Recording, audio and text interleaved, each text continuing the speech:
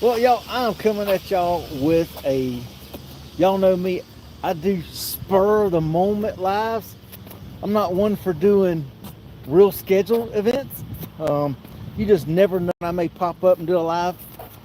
Today happens to be one of them, y'all. I'm at a tank wash here, and we're gonna talk about just do a quick thing showing about steaming a trailer because I'm on a load right now that has product that has to deliver over 100 degrees. Well, they loaded it at 80. Well, you can't really deliver a load at 80 when it says that the minimum delivery temperature is 100. What's up, everybody? Let's see. We got Miss Casey in here. How's it going? Well, I can actually see comments on when I do the lives this way. Interesting. But yeah, we're here to tank wash. Um, let's see, Mr. Country. See, I probably should have brought my freaking glasses. I was actually just came over here to, what's up, Richard? It's the Cutstown, PA.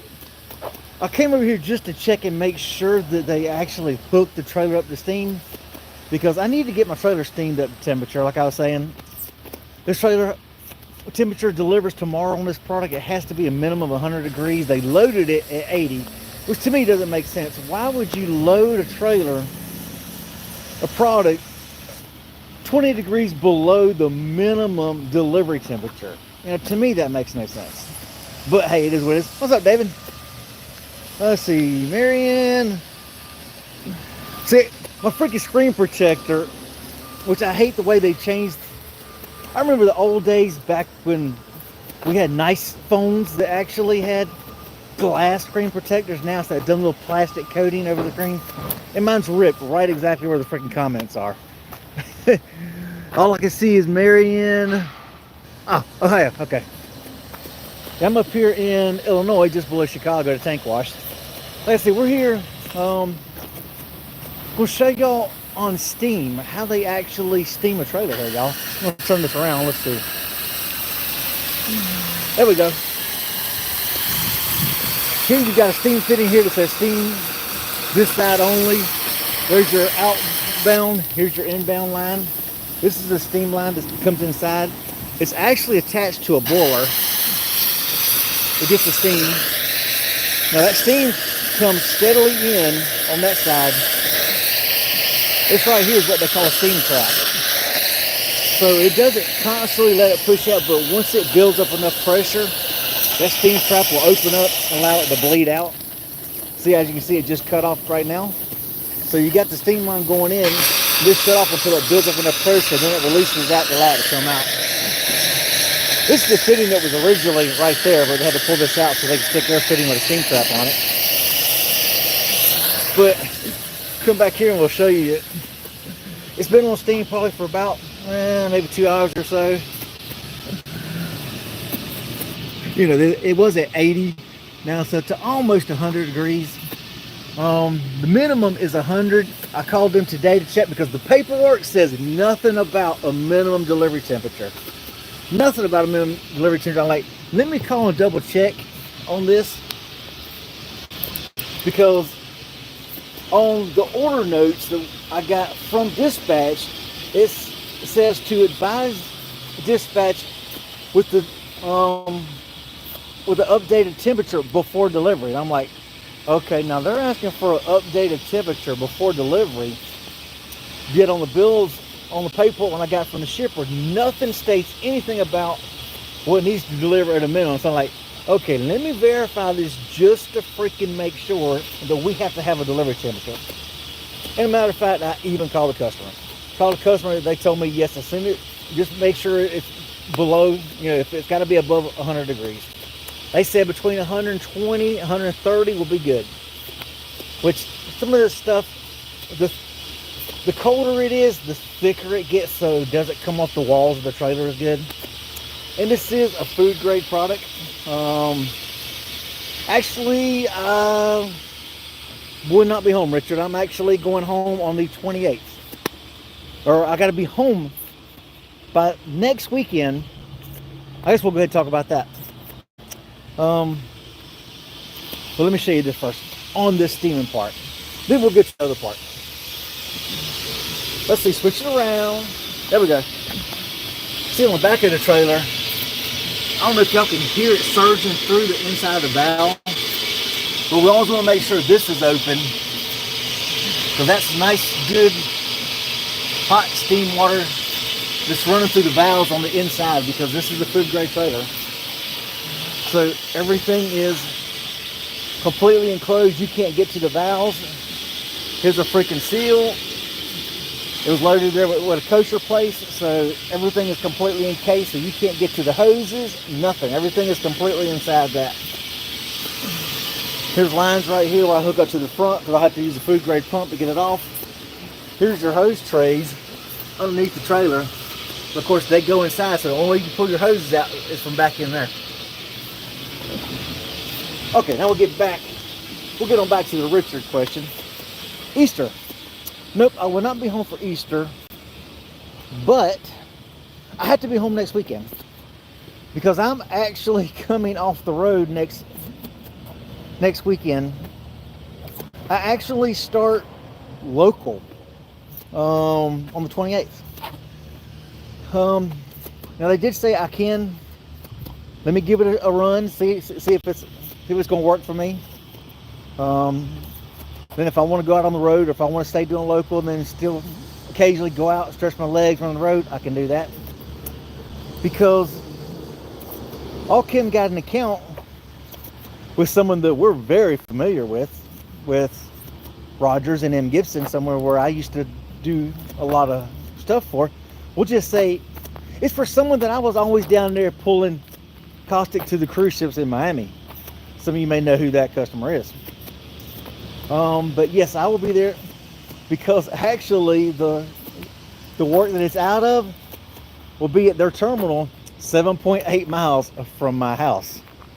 Oh, we got someone. We got Georgia Rob. What's up, Rob? Y'all, I'll make you uncomfortable, y'all. He's got a YouTube channel. He's up there in Canada. Oh, well, we got Miss Angela Newburn in here. What's up, cuz? We got my cousin up in here. But their terminal is 7.8 miles from the house.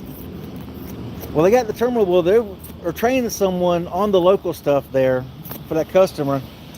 But then another driver told the terminal manager who got the account, is like, you do realize Tony only lives like literally right around the corner from that terminal. He's like, what? No. Like, yeah, 7.8 miles from that terminal. And then, of course, when the Univar guys and all that found out, they're all like, hey, they know me. I said, I've been dealing. Oh, there we go. I said the name. Well, it won't be no big secret. I mean, Univar's a big company. But, I've been pulling for them since about 2007, 2008. I've been dealing with Univar. So, I mean, they all know me out of that terminal. They all know me in Florida and everywhere, so forth, because I've been doing it a while for them. I've got a good reputation with them. No matter what carrier I'm with, pulling their freight, no matter what I carry it with, they're still familiar with me. So, and they know my work ethic. They know how I work. So they know, hey, I'm a bam bam. I get it done. They don't have to worry about anything. Never late, always on time. Never have a problem. Always do what I'm supposed to do. So hey, that all works out good. Now, the local can be a good thing and a downside. Local, you make less. You make less because you're home each night. But then again, you don't really get as much rest when you run local, because like my brother's running local down in Brunswick, Georgia right now, for Rogers Cartage. Well, by the time you run local, so a lot of local guys, you'll do 12, 14 hours a day. Well, then by the time you go park the truck, PTI, drive home, spend a couple hours, trying to fix something to eat, take a shower, get cuddles with the wife, you're only getting about 5 or 6 hours sleep. So you don't get near the rest that you do, and you work twice as hard for less pay. The only difference is doing local is you're in your bed instead of the bed of the truck. Other than that, you make less money and you work harder. but your wifey gets to see you. Your spouse gets to see you. Let's see, I run for Food City Local, and you're right on the rest of them. Yeah, see y'all. I should tell you, you don't get as much rest when you run local. All your rest comes from, trying to get out the sun over here. There we go. All your rest really comes with running the road. I'll say the only advantage is that you do get to spend more time at home. Now I do have a driver who wants to get in my Coronado. So with me going home to do the local, that gives me a little more time to be around so that I can actually focus on getting that truck up and running. And then eventually I want to get someone in the Pete. I had someone who wanted to get in the Pete and was going to run the road, but where I was trying to lease it, they would not take the truck because the trucks had a snip on it, if you know what I mean. That's all I'm going to say on that is the truck's been snipped. 932 will stop by Mr. Combo 110 932. Yeah, we got Mr. Jeffrey Robinson. Jeffrey Robinson is my 110 932 driver. His truck's had a snip too. But yeah, both my Pete's have been snipped, so they wouldn't take the truck over there. But Rogers will go ahead and move my Coronado over there if this driver gets approved, because my Coronado's already, the registration's already moved to, with Rogers Cartage as the operating authority since I was there. It's already logoed for there, so it makes more sense for me to put the driver in that one as opposed to the Peterbilt. So let's hope that gets all straightened out. But with me being home, running local, that gives me more time to focus on trying to get all that done, because the terminal there that I'm going to be running for, they don't do that much on the weekends. There's not that much weekend work, and so it's not like you'll be running every weekend. So that gives me more time. I mean, I'm sure if there's weekend work, their drivers will be glad to let me take it as opposed to them working on the weekend, and they can have the weekend off and I'll run it. So, you know, that may be a thing coming. But I'll definitely keep y'all up to date on that. I may just want to come in here since I've been sitting here waiting, and figure I'd give them time to come check on my Steam. I just figure I'd just come do a quick little short live over here to show y'all something. Working 9 to 5 Monday through Friday. There you go, working 9 to 5. Y'all know them Canadians, boy. Like I say, y'all go check out I'll Make You Uncomfortable channel. He keeps it real, y'all. I'm telling you now. If you want somebody who's gonna keep it real, he's gonna keep it real for you on his channel, y'all. Like he says, I'll make you uncomfortable. His channel is a no holds bar channel. So if you want to see some stuff, y'all go check him out, subscribe to him. Let's see, I made my mind up, I'll drive for you. Y'all, we like Georgia Rob. Now Georgia Rob lives up in Georgia as well. Great guy, been a subscriber here on the channel for a little bit. Let's see, let me turn around and show y'all my trucks. If I get in trouble, I'll get in trouble. Let's see. That one is not me, but that one is, y'all. But yeah, we're here at the tank wash. Killing time. I don't unload until tomorrow morning at 9 a.m. Which, you know, it kind of stinks that I had to come over here to this tank wash, because there's an express in Lansing, Illinois that was 7.4 miles from the customer. But they sent me, you know, 40 miles past the customer here to use this tank wash for steam, when there's one 7 miles away, which would have been closer. But if y'all ever see this truck, look for my logos on here. So if you happen to see the Tourette's awareness and the Tourette's trucker, y'all know this is me. Y'all can say, okay, that's him. Let's come up and talk. So y'all come up and talk to me. So, I mean, you know, let's sit here on the side step so I can stay out of the truck. I'm trying to get some fresh air, because it's, I mean, it's not that hot and that cold in here, but even with the windows open, I got both the windows open, the breeze doesn't get into the sleeper as good for some reason. Is it'll blow up in the front of the truck, but you don't really get a breeze in the back, so that just kind of sucks. John at JV Travels needs a job. Leaving ADL. Dun, dun, dun. But yeah, so I'm hoping to eventually get the Peterbilt running and the Coronado, like I'm saying. I'm hoping that the guy I got now, he's already submitted his application to Tankstar. Already given that to the dispatcher down there in Georgia, New Brunswick, so hopefully she can look him up. Yeah, I'm not in the Green Goblin, or Mean Green as we say it. I'm trying to put a driver in it right now. Hopefully I'll hear some back. I doubt I'll hear anything back this week since it is Easter week. Good Friday. I don't know if their terminal's open on Friday, but I know C3 must not be open Friday. Maybe not. I don't know if this place is, if all Kim's open Friday or not, but I know they were talking about me. I unload tomorrow, and then instead of reloading on Friday, they talked about me possibly reloading on Saturday.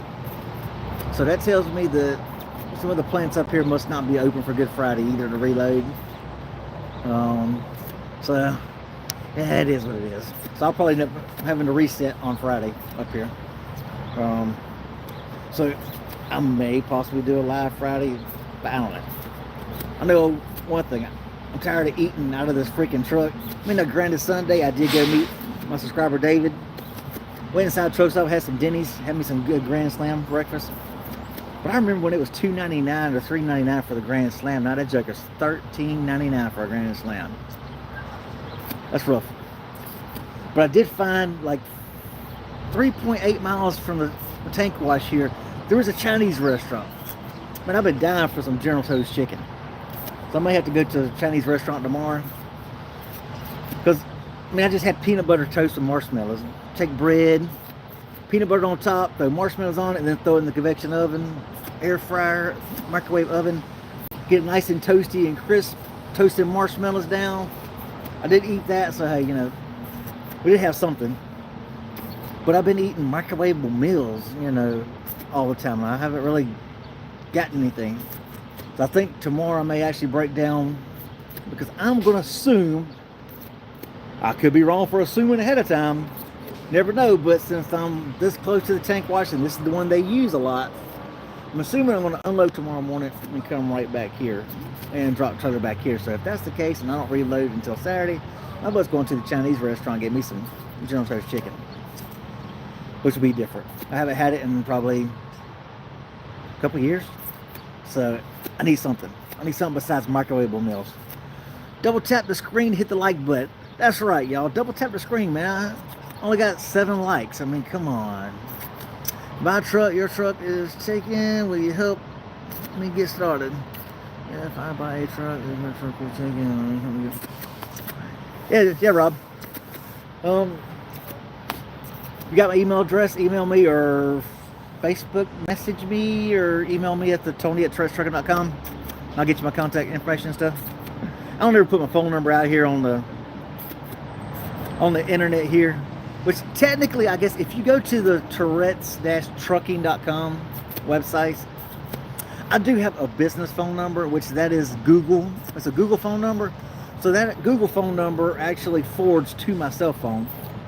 Now, I'll admit, a lot of times I don't answer the phone. I'm the worst about that. If I don't recognize a number or Roborkiller thinks it's spam, it will send it to voicemail.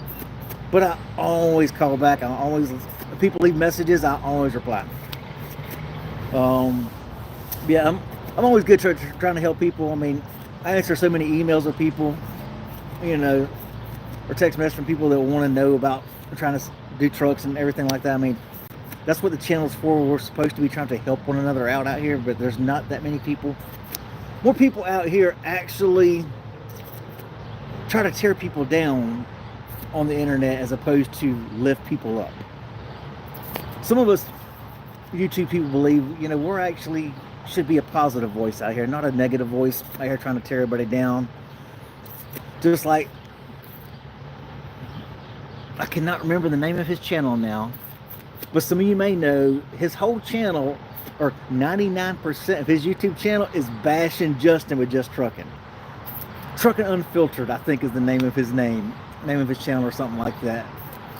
But his whole channel is basically, he bashes just trucking on almost every freaking video. It's hilarious.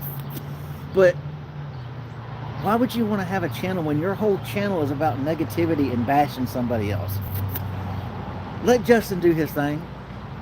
I mean, what I've always complained about Just Trucking is the fact that his channel name says Just Trucking, but if you look at his channel, a lot of it, there's more about his family life than there is trucking. Now, granted, he does have trucking on it, but a lot of his stuff is more, I think he's gearing more towards a reality channel, but that's his thing.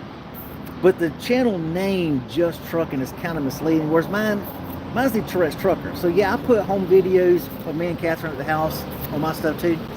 But now, like I say, with my channel is the Tourette's Trucker. Not Tourette's Trucking, it's the Tourette's Trucker, which is me. So I can incorporate all of it in my videos. So I can incorporate home life and trucking and Tourette's content without being misleading, because my channel name isn't geared to one exact topic. So that's the difference. That's the one difference I see between my channel and Justin's channel. Well, besides the fact he's got like 160,000 subscribers and makes money on his channel. I'll make about $50 a month off my channel. But I'm not on here to make money, y'all. Anybody knows me knows I'm not on this channel to make money, because that was the original intent of the channel. I mean, is it nice to have a little bit of money here and there? Yeah. But I never see it because I've got my settings set where it doesn't pay me till I reach $3,000. Then it'll give me the payment at one time. So how long do you think it's going to take me to get $3,000 saved up, making only $50 a month? It'll be a while before I see some money. But anyway, y'all, I digress. Free ring circus here, that's right. I mean, you never know what my channel, what my lives or what my channel is going to be about. It can start off on one thing and totally, with my ADHD and Tourette's, man, it's gone. It could be on a whole different topic, way completely somewhere else. But that is one good thing. Now, when I go back to doing local, or I go start doing local, I'm going to have to get me a doctor's appointment. Definitely going to have to set me up a doctor's appointment and take a day off during the week for that doctor's appointment, because if I'm going to be on local around Atlanta, I'm going to need me some meds. I was on Ativan. I've tried several different medications for my ADHD, and then the only thing, out of like 4 different ones that I tried for ADHD, it made my Tourette's worse. So I do need to try something. My pulmonary doctor, he actually, because I've got asthma as well, he actually classified me as an anxious mess, and that's in his notes on my file, that I'm classified as an anxious mess. So he actually put me on Ativan. My pulmonary doctor actually put me on Ativan to help kind of calm my nerves, and to try to help me stay calm and actually sleep, because I don't sleep much. I don't. I mean, I may get maybe 3 or 4 hours, total, a night. That's it. It runs in my family. We don't get much sleep in my family. That's just how we're wired for some reason. It's all this darn food in the meds, but it's okay, y'all. Kennedy's going to get to the bottom of all this stuff of why we all have autism and everything else, right? Let's see here. I need to go see the doctor too. I haven't seen mine in. See, I wish they would allow us to take some of them, and that's the thing that sucks. Because with my Tourette's, I could actually probably get a freaking marijuana license and prescription. I mean, my great-grandmother was full-blooded Cherokee, so I actually am 1/8 Cherokee Indian. So, and Cherokees are known for smoking the herb. I mean, the peace pipe. I mean, come on now. Who sat down and had the peace pipe talks? The Native Americans. And that actually does help with Tourette's. It does help mellow me out. But even on my days off of my reset, well, they wouldn't be able to tell whether I did it on my time off or reset. So we're pretty much screwed. You can't take CD gummies, because if that has any bit of content, Just like wife's like, oh, you can't even eat lemon poppy seed muffins because that may test positive if I have a random test. So, you know, we kind of get screwed. Truck drivers, you just can't partake in nothing. Nothing. Exactly. See, because some of the gummies actually, they say they don't, but then other people have tested positive for THC and some other stuff that says that it doesn't have it in it. So that's the downside of that. But it would help to actually calm me down if I could do it. I mean, has anybody ever really been empowered or gone out and committed crimes on marijuana? No. It just kind of mellows you out some. So, I mean, it'd be nice if I could. I would probably sleep a whole lot better if I could probably smoke one before bed. But now, to be honest, I've only done drugs one time in my life, and that was in 7th grade. I actually did smoke some dope in 7th grade, along with drinking some beer. My friend was moving from Brunswick, Georgia to Jacksonville, Florida. I was moving to Virginia after 7th grade, as soon as the school got out. So his friend's dad dropped us off at a bar pit for an overnight camping trip. We had a surfboard, a bag of weed, and a freaking a case of beer. We drank beer, we smoked dope in 7th grade. We got high, we got drunk. We set the surfboard at the end of the bank. We ran, jumped on it, see who could surf out the furthest out on the no wave, basically pond, bar pit.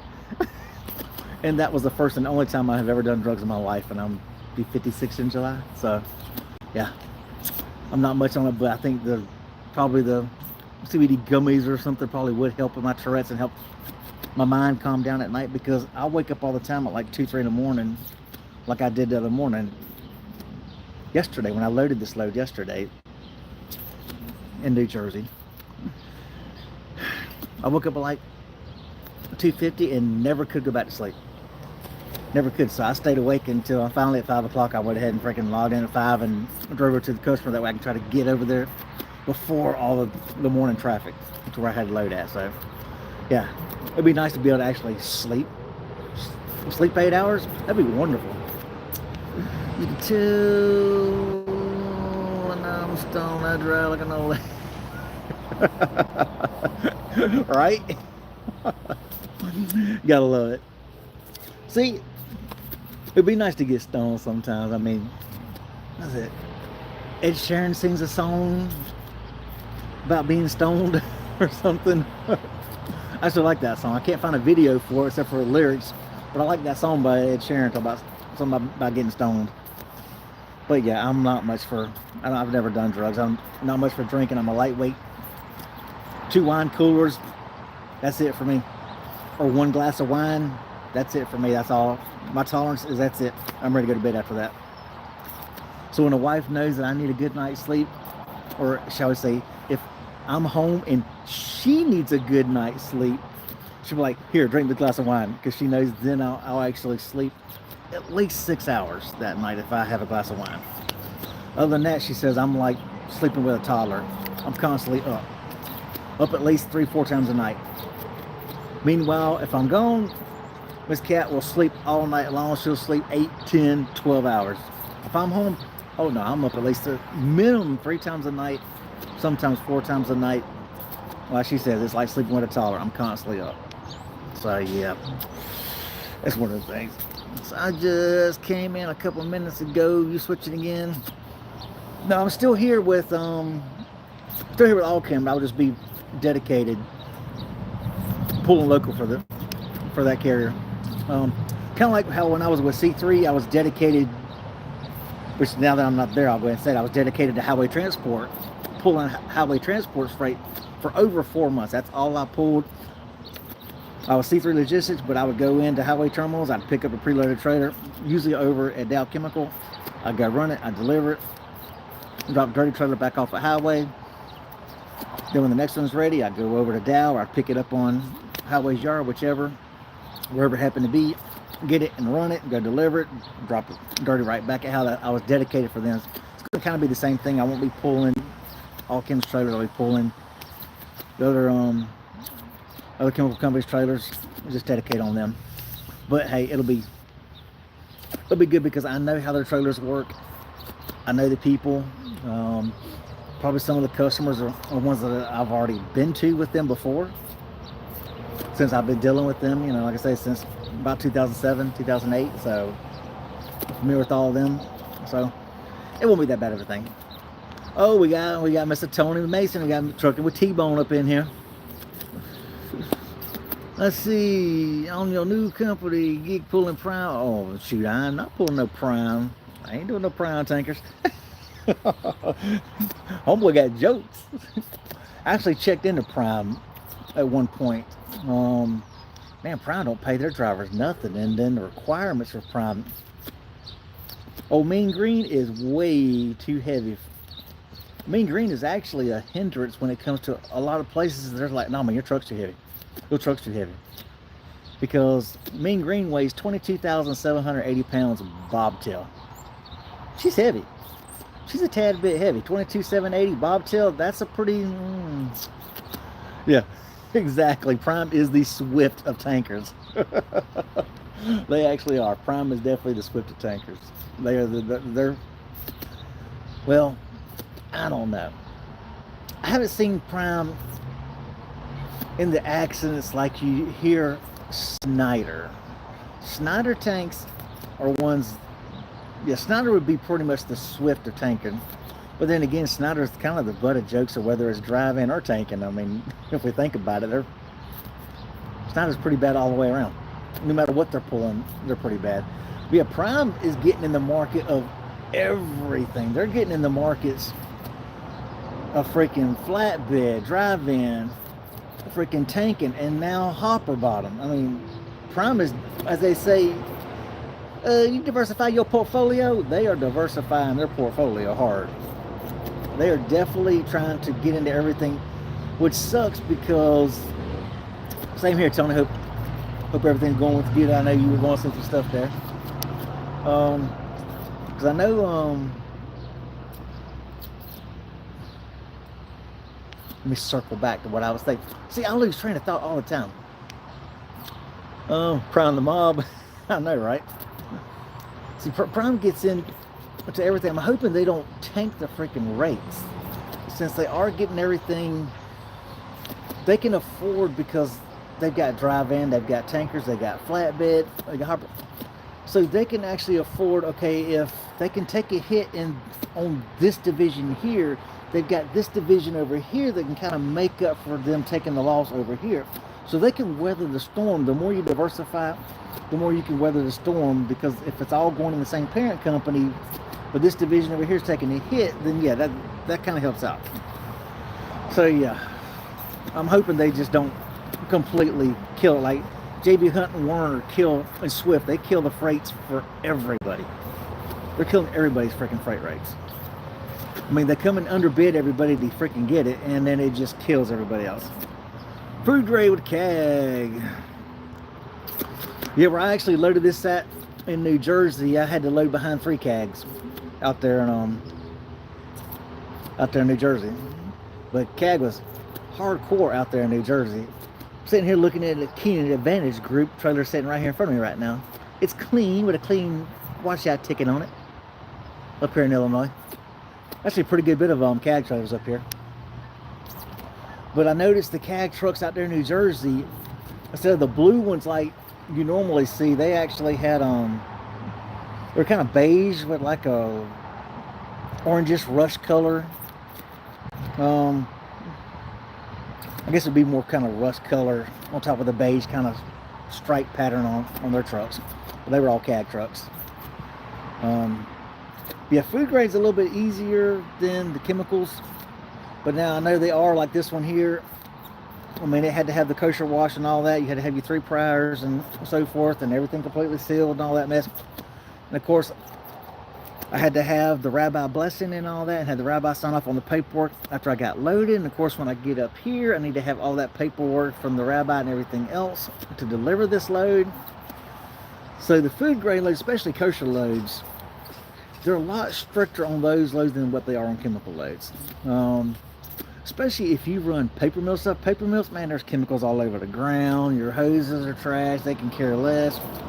You spill anything on the ground, It ain't no biggie. Like paper mills, you're not sticking a bucket underneath your freaking hose. You pull the hose off, well, you're always going to have some that's going to come out of the freaking piping and drop down.